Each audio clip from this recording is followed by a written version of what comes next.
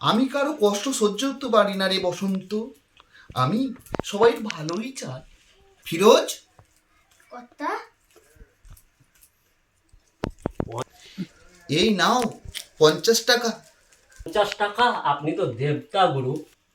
আমি সকলের ভালোই করতে চাই রে বসন্ত, কিন্তু কেউ বোঝে না রে আমার মনের কথা।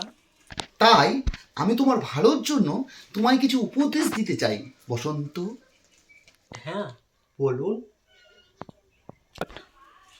ওই যে ঘন আছে না, ওই ঘন, এ ঘনশ্যাম? হ্যাঁ, 1 নম্বরের পাজি, 1 নম্বরের বদমাইশ, 1 নম্বরে হারামজাদা। শুনলাম নাকি তোমার মেয়ের সঙ্গে একটু লটর পটর চলছে, মিসকিং চলছে। সেটা আবার কি? আরে বুঝলে না, লটঘট লটঘট। এই তো ছেলের মা, ছোটবেলা থেকে বাড়ি যাওয়া আসা করে। তবু সাবধানের কোনো মার নেই।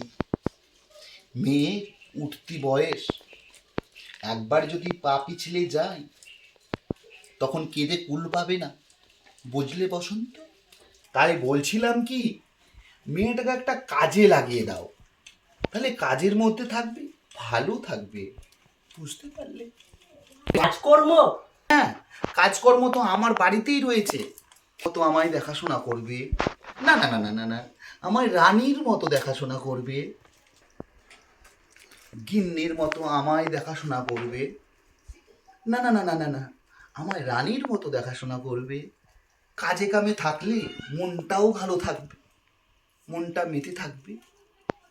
একদম খাঁটি কথা বলেছেন, জি বলবো তাকে।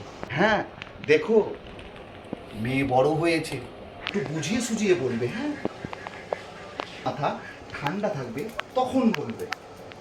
আজি কর্তা। এটা তোমার মাথা ঠান্ডা রাখবে।